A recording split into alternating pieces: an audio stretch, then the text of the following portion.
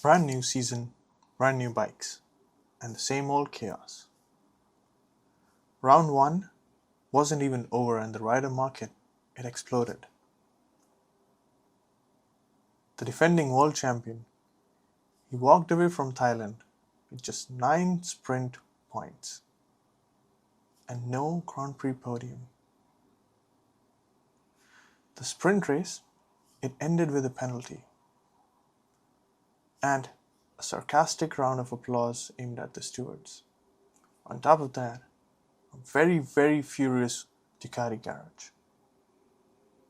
And while all this was happening, all 5 manufacturers were quietly testing motorcycles that officially doesn't even exist.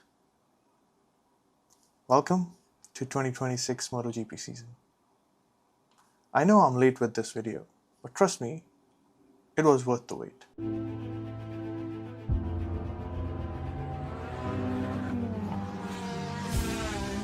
Perez goes off the track, off goes Leclerc, through goes Hamilton!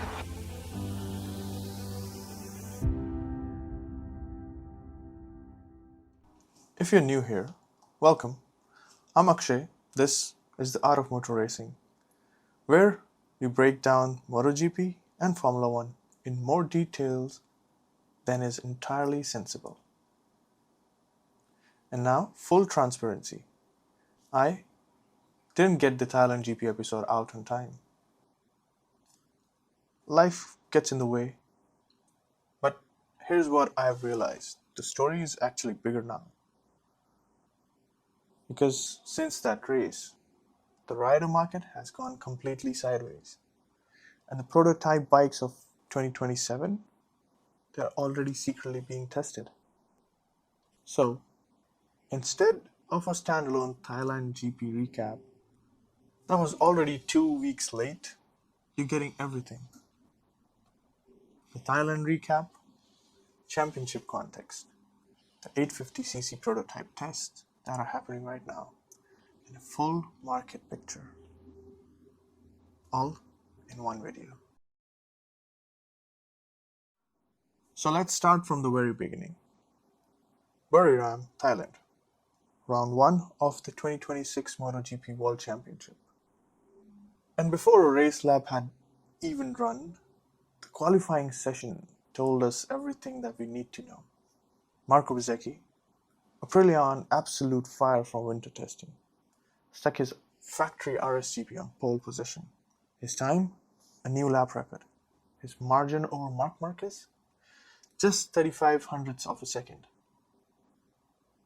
Behind the reigning world champion in P2, Raul Fernandez had come through qualifying 1 just to claim the other front row spot in P3. Satellite Aprilia on the front row from qualifying 1. And Pecco Bagnaia, the 2-time world champion, factory Ducati rider, the man Ducati spent half of 2025 trying to rally behind, stuck in Q1 again. He couldn't get out. He starts from P13. 3 Aprilias in top 6, and Pedro Costa on 6th on KTM. If you needed the first piece of evidence that Ducati dominance of the sport is starting to crack, the qualifying sheet was it. Now Saturday, sprint race. 13 laps, and MotoGP spent the next week arguing about what happened on lap 12. Off the line, Marquez beats Bezzecchi into turn 1, but Aprilia's friend through the corners tells immediately. And within the first lap, the lead had already changed hands multiple times. Bezzecchi, he gets back in the front. Then on lap 2, in the third sector, Bezzecchi tucks the front at turn 3 and crashes out. Gone in the lead. He's taken the blame himself. He said it was entirely his own error under pressure. With Bezzecchi out, Marquez inherits the lead. And right behind him, Pedro Costa. What followed was the best duel I've watched in a long time. Pedro Costa attacked the final corner repeatedly, again and again and again. Marquez answered every time, using the Ducati's power out of the corner to hold the position. These two riders were matching each other perfectly, move, for nearly 10 laps. Then came the penultimate lap. Acosta, by this point, had found a way through the middle sector and was holding the lead. As they approached the final corner, Marquez launched his Desmosedici up in the inside with full commitment. Acosta, he had to run wide. Acosta rejoined, but he was too far back. For about 30 seconds, the FIM stewards placed the incident under investigation and issued their verdict. Marquez had to drop one position. On the final lap, at the last corner, Marquez moved aside. Pedro Costa, he crossed the line first.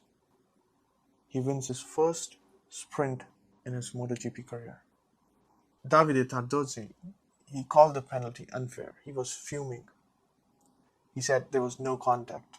Acosta, for his part, he said he didn't believe the move was over the line. He thought it was a racing incident, which frankly made the whole thing even more complicated. Marquez walked away from the sprint with 9 points, an investigation result that didn't like, and a very clear message to the rest of the field. The injuries may have slowed him down temporarily, but the instincts, they haven't gone anywhere. Was the penalty right? Costa was sent into the run-off. He confirmed he was forced wide.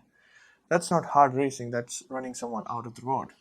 I think the stewards got it right, but I understand why Ducati were furious. They could have made that call a bit earlier to give Marquez a fighting chance again. Then came Sunday, the Grand Prix. 26 laps, and if Saturday was a theater, Sunday it was a surgery. Bezzecchi, he leads into turn 1 perfectly. Behind him, Fernandez sweep past Marquez in the very first lap, putting two Aprilias immediately at the front. Marquez is P3, but Martin and then Acosta are on him immediately. By lap 4, Marquez had lost 2 more positions. He's P5. Looking for answers the GP26 doesn't seem to have today. Bezzecchi and Fernandez began to pull clear. The lead had already been built. By lap 10, Marquez had crawled his way back. He passes both Acosta and Martin in a double move at turn 4. That was genuinely brilliant, but Acosta encounters decisively at turn 8. Reclaims third, and now he's chasing Fernandez. With 7 laps to go, Fernandez, he started to fade a little. His tires are going. Acosta catches him, passes him, and moves to P2. Behind them, Marc Marquez. He was closing in. Then lap 21 at turn 4. Very high speed. The world champions to GP26 suffered a rear tire puncture at racing speeds. Marquez later said it had never happened to him before in his racing career.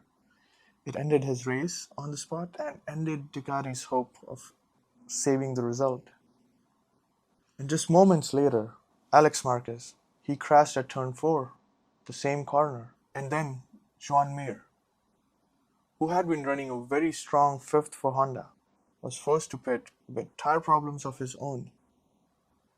And when the dust cleared, there were 4 Aprilias in the top 5. Bezzecchi crossed the line, 5.5 seconds of Pedro Costa. Fernandez, he held third. Despite a very painful shoulder that had already troubled him in the morning, Martin 4th, Agora 5th. The lead Ducati finisher, Fabio Di Giannantonio, 6th, 16 seconds off the winner. Pecco, he eventually crossed the line in 9th. Franco Morbidelli beat him to 8th at the very final corner. And then the stats arrived. Ducati's streak of 88 consecutive Grand Prix podiums, stretching all the way to 2021 British Grand Prix, was over. For the first time in nearly 5 years, no Ducati stood on the Sunday rostrum. As for Yamaha, both Quartararo and Rins finished in the points, but only because the riders in the front retired. Quartararo finished 14th. One bright spot in an otherwise brutal afternoon, the Brazilian rookie Diego Moreira. He scored championship points on his MotoGP debut. Let's talk about who are the winners and who are the losers of this. Marco Bezzecchi, lights out to flag, 5.5 seconds, and 3 consecutive Grand Prix wins. Valencia 2025, Portugal 2025, and now Thailand 2026. He's the first Aprilia rider in the history of this championship to win 3 in a row. And he did it after crashing out of the sprint a day before. That's mental strength, that's form. That's a rider who's genuinely in the mix for this title. Pedro Costa, his sprint win and P2 in Grand Prix, and he's leading the championship after round 1, 21-year-old.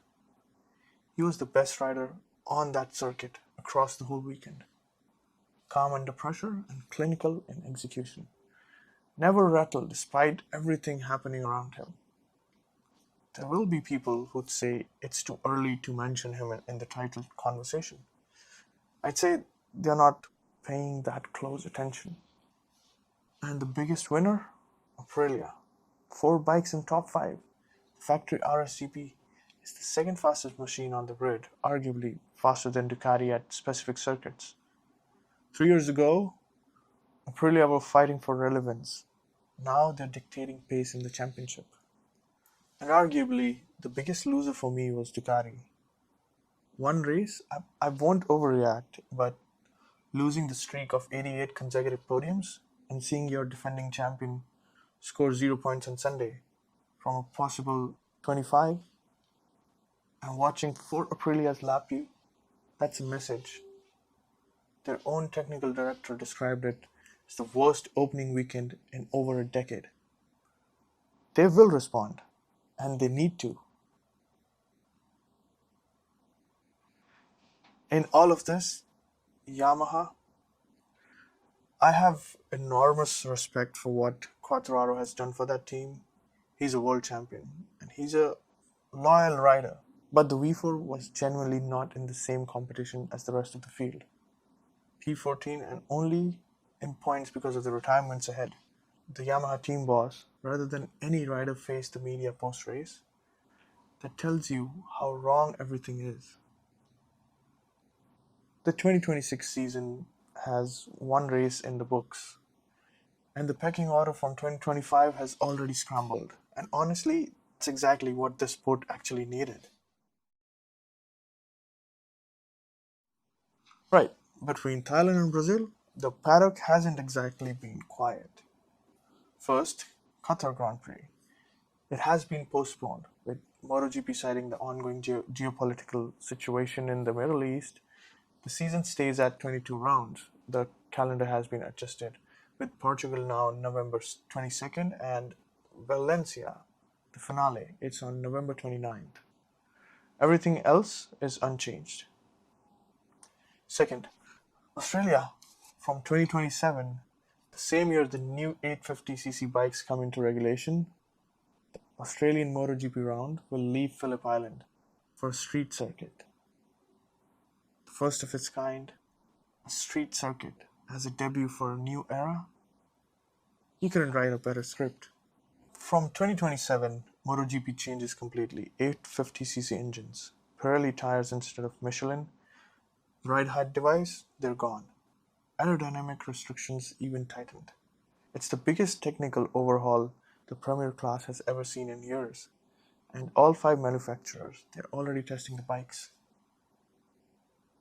KTM were first, way back in December 2025 at Jerez. With Pol Espargaro and Denny Pedrosa, they've been back at Jerez again this week, continuing the development. The early estimates suggest the 850cc produces roughly about 30 horsepower less than the current 1000cc units. But as we'll get into it, that doesn't necessarily mean the bikes will be slower. Honda, they ran their prototype at Sepang, also in December. With test rider Taka Nakagami, they kept it entirely secret until March 12th, when they publicly released the footage. The RC214V looks virtually identical to the current RC213V in terms of the bodywork. The one notable exception, the ride height device, it's absent. Gone because the new regulations, it doesn't exist anymore. Nakagami's first word, the bike, it felt super light. At Jerez, This past week, March 11th to 13th, Ducati and Aprilia and Yamaha all joined KTM on track with their 850cc prototypes and the new Pirelli development tire. Michele Pirro for Ducati, Lorenzo Salvadori for Aprilia, whose bike attracted particular attention due to a notable unusual exhaust design, clearly an early attempt to extract performance from the power delivery. And there was Andre Dovizioso for Yamaha as well.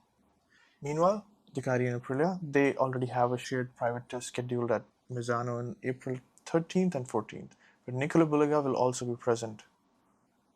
So let's be clear, all 5 manufacturers now have put their 850cc prototypes on track. The future of the sport is already being built in Spain and Malaysia. Now, here's the interesting bit. Marc Marquez was asked what he thinks the lap times will look like once these bikes are racing. His answer? He believes times at many circuits will be similar or even faster. Less power, but less weight. Better handling, no ride-ahead device to manage, no whole shot mechanisms. A fundamentally different riding experience. Think about that. The slower regulations might not produce slower racing. First time the fans and media get a proper look will be at Brno in June 22nd, the day after Czech Republic Grand Prix. The first test involving all race riders, not just test riders. It's scheduled for September 21st at the Red Bull Ring in Spielberg, the day after Austrian GP. The future is being built in secret, and it sounds genuinely exciting. So before I get into this important caveat, nothing you're about to hear has been officially confirmed yet. The manufacturers, they have an agreement. No rider announcements for 2027 until the commercial deal for the new era between the MSMA and MotoGP Sports Entertainment is finalized. So officially, everyone is just riding their bikes and focusing on 2026. Unofficially, the grid for 2027 is almost entirely written. Let me walk you through what Paddock believes is happening. So Ducati, Marc Marquez is widely expected to re-sign with the factory team for another 2 years. He's made no secret to the fact that Ducati is his first choice. Reports from earlier this year suggested papers were along to be signed. Alongside him for 2027, Pedro Costa. The agreement between the 21-year-old and Ducati is widely understood to be already in place. It would be the most formidable factory pairing on the grid. That means Pecco Bagnaia is out of the factory team.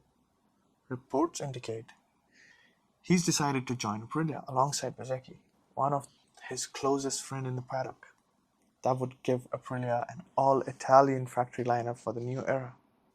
Quite a statement. Now KTM, they're losing Pedro Costa, and they are expected to rebuild. And reports suggest Alex Marquez, he has agreed to move from Gresini Ducati to lead the factory KTM effort, a return to full factory status for the first time since his rookie season at Repsol Honda in 2020. And Maverick Vinales, who has built a strong relationship with the team boss Aki Ayo at Tech3, is widely expected to be promoted to be partnered with him. That would leave Brad Binder, the loyal, experienced KTM man since 2015 in Moto3, potentially stepping back. And Honda, Fabio Quartararo. This has been doing the rounds since before the 2026 season even started. Reports of an agreed deal began surfacing in January. While Quartararo himself has been very careful with the public statements, the direction of his travel is clear. He believes in Honda trajectory more than Yamaha's. The 2021 world champion is moving manufacturers. That is a major story. And Yamaha, while they are losing Fabio Quartararo, they are reportedly landing Jorge Martin, the 2024 world champion, as their lead factory rider for this new era. And alongside him, some reports from Spain suggest Luca Marini, who has been very instrumental in Honda's recent development recovery. He's been made an offer by Yamaha. And Bezzecchi, he already confirmed that he's staying at Aprilia. He was the first rider to officially lock in his 2027 deal. And what a way to do that. Every single one of these dominoes depend on another first falling. Marquez signs, which unlocks Ducati to confirm Acosta, which triggers KTM to move on Alex Marquez, which determines what happens at Gresini, and so on down the line. The entire grid is in motion, and we haven't even reached May. This is the most fascinating rider market in years, maybe ever. So this weekend, Brazil, the Autodromo International Ayrton Senna. MotoGP hasn't raced here since 1989. This circuit is part of a 5-year agreement running through 2030, a long-term commitment to South American motorcycle racing. Here is what makes it fascinating. From a competitive standpoint, nobody has data here. Not Ducati, not Aprilia, not KTM. No team has modern reference from the circuit, no setup templates, no tire wear predictions. Everyone arrives equally blind, which means the usual advantage that comes from accumulated setup knowledge counts for nothing this weekend. Ozeki, he will want to prove Thailand, it was not a one-off. Costa, he will want a proper Sunday win. The one that doesn't involve a penalty and a handback. And Ducati, specifically, will be desperate. They've described Thailand as their worst opening weekend in over a decade. The engineers have been working non-stop. They will not accept a repeat. And then there's Diego Moreira, the Brazilian rookie. His home race, he scored points on his MotoGP debut just 2 weeks ago in Thailand. And in few days, he get to race at home, in front of his home crowd, on a circuit where nobody else has any advantage over him either. That crowd is going to be electric, and I cannot wait to cover it. So, one race in, Aprilia dominant in a way that nobody fully predicted. Ducati, they're shaken for the first time in years. Pedro Acosta is leading the World Championship for the first time in his career. And 5 manufacturers are secretly building the future. Oh, and the entire 2027 rider market is essentially already decided. It's just waiting to be announced. I miss Thailand, but I promise you, I'm not gonna miss Brazil. If you're new here, please subscribe. Drop a comment below. Was the Marquez sprint penalty the right call? And are you as intrigued or terrified by the idea of Marquez and Acosta in the same Ducati garage as I am? Until Brazil, I'm Akshay. This is the Art of Motor Racing, and the 2026 season is already better than we had any right to expect. I'll see you on the other side.